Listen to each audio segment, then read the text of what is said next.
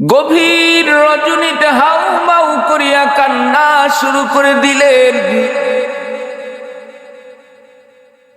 ওই মহিলার নাবালক বাচ্চা চিৎকার মেরে বলতেছে, ও মা রে,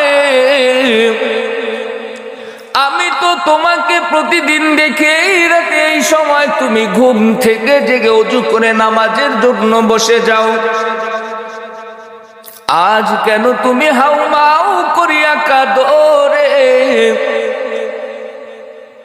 মা জবান থেকে বলে, বাবা রে, হযরতে বেলাল হাবশী রাদিয়াল্লাহু তাআলা আনহু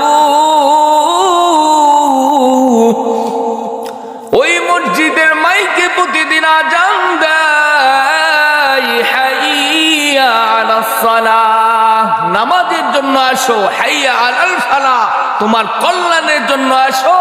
আজকে বেলাল হাইয়া আলাল ফালাহ বলে নাই, বেলাল বলছেন হাইয়া আলাল জিহাদ, তোমরা জিহাদের জন্য ছুটে আসো।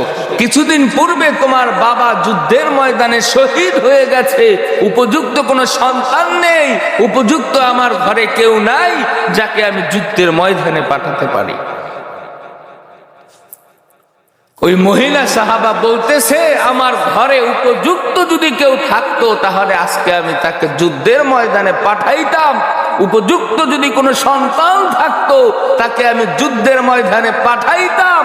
আমি কাল মাওলার দরবারে, কাল কিয়ামতের ময়দানে যখন দাঁড়াইতাম, আমি জবান থেকে বলতে পারতাম যে আমি একজন শহীদের মা, আমি বলতে পারতাম আমি একজন শহীদের মা।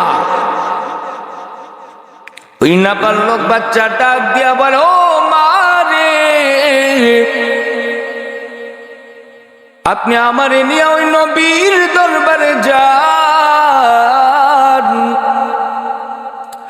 আমি আপনারে শহীদের মা না বানাইয়া আমি বাড়িতে আসবো না।